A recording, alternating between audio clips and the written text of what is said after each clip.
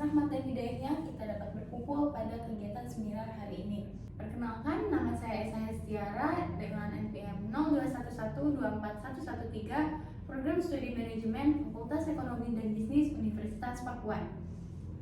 Pada kesempatan kali ini, saya akan membawakan tema yang berjudul Membangun Etika Digital dan Kolaborasi Positif di kalangan mahasiswa Gen Z.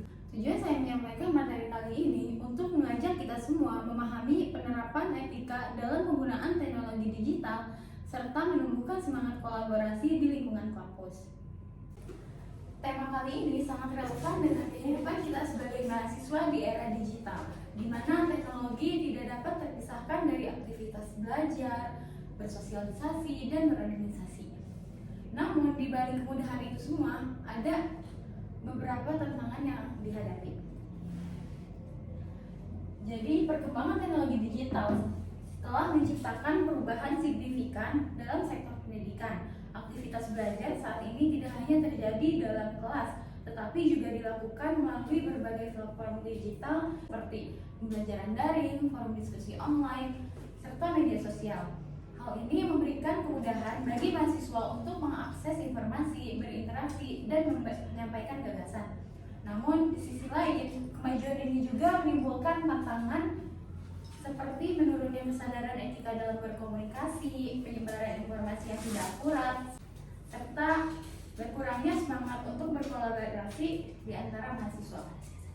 Karena itu, penting untuk menumbuhkan kesadaran tentang etika digital dan kolaborasi yang positif agar dunia digital dapat menjadi ruang yang produktif, beradab, dan mencerminkan karakter intelektual para mahasiswa. Selanjutnya ada karakter generasi Z. Yang pertama ada terbiasa dengan teknologi. Generasi Z sangat akrab dengan dunia digital dan cepat beradaptasi. Lalu yang kedua ada komunikasi di dunia maya. Generasi Z lebih sering berinteraksi lewat media sosial dan platform digital dibanding dengan bertemu langsung. Lalu yang ketiga lebih toleran. Selanjutnya ada mengumbar privasi. Yang kelima mandiri, yang keenam ambisius, dan yang ketujuh memprioritaskan finansial, di mana generasi Z memiliki kesadaran finansial yang tinggi dan berusaha mandiri sejak dini.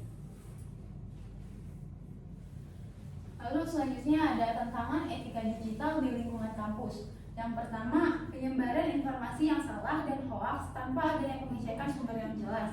Lalu yang kedua, ujaran kebencian serta komentar negatif di platform media sosial yang dapat merugikan reputasi akademik. Lalu yang ketiga, budaya menjatuhkan satu sama lain atau biasa disebut dengan cancel culture yang bisa menyebabkan hilangnya solidaritas di komunitas akademik. Lalu yang terakhir ada keterbukaan berlebihan mengenai data pribadi yang meningkatkan risiko terhadap keamanan dan privasi individu. Lalu selanjutnya ada pentingnya etika digital. Etika digital berfungsi sebagai pedoman perilaku di dunia internet untuk memastikan adanya komunikasi yang positif, sopan, dan bertanggung jawab. Dalam lingkungan kampus, etika digital sangat krusial untuk mempertahankan integritas akademis, membina hubungan yang baik antara sesama mahasiswa, dan menciptakan citra yang baik untuk institusi pendidikan. Mahasiswa yang mengerti etika digital cenderung lebih berhati-hati saat mengungkapkan pendapat, menghormati privasi individu lain, serta tidak memanfaatkan media sosial untuk menyebarkan kebencian.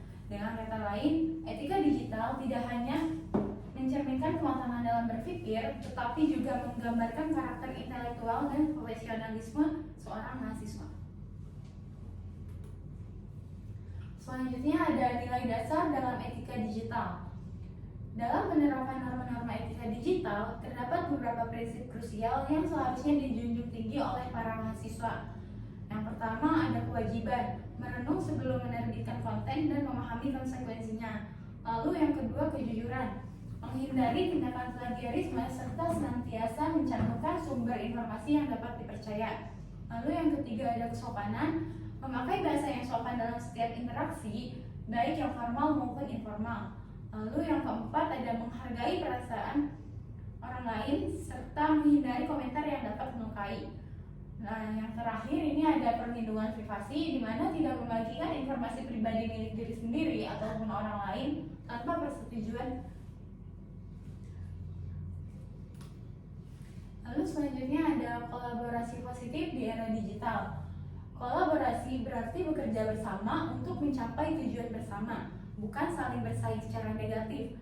Di kampus, kolaborasi bisa diwujudkan melalui kegiatan organisasi, penelitian bersama, proyek sosial, atau kewirausahaan mahasiswa.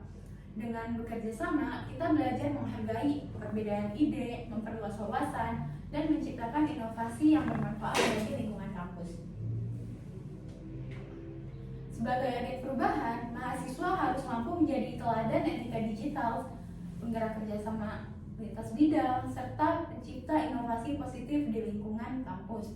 Dengan semangat gotong royong dan tanggung jawab, generasi Z dapat membangun ekosistem akademik yang produktif, berintegritas, dan saling menghargai. Lalu selanjutnya ada dampak etika dan kolaborasi bagi kehidupan kampus. Dampak etika dan kolaborasi ini mampu membuat mahasiswa menjadi lebih terbuka terhadap perbedaan, mampu bekerja sama dengan baik, dan menciptakan lingkungan belajar yang sehat serta saling menghargai. Dalam skala yang lebih besar, penerapan etika dan kolaborasi menciptakan masyarakat digital yang lebih harmonis, produktif, dan berintegritas. Sebaliknya, keduanya, hubungan sosial menjadi rentan terhadap konflik, kesalahpahaman, dan penyalahgunaan teknologi. Kesimpulan dari penyampaian materi saya kali ini, etika digital dan kolaborasi positif adalah dua hal penting yang harus dimiliki mahasiswa di era teknologi modern. Etika digital membantu kita bersikap sopan dan bertanggung jawab dalam menggunakan media digital. Sedangkan kolaborasi mendorong kerja sama dan saling menghargai untuk mencapai tujuan bersama.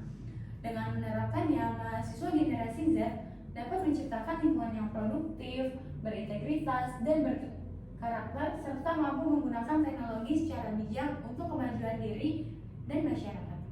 Sekian pemaparan materi dari saya. Terima kasih. Semoga materi ini bermanfaat untuk kalian semua. Assalamualaikum warahmatullahi wabarakatuh.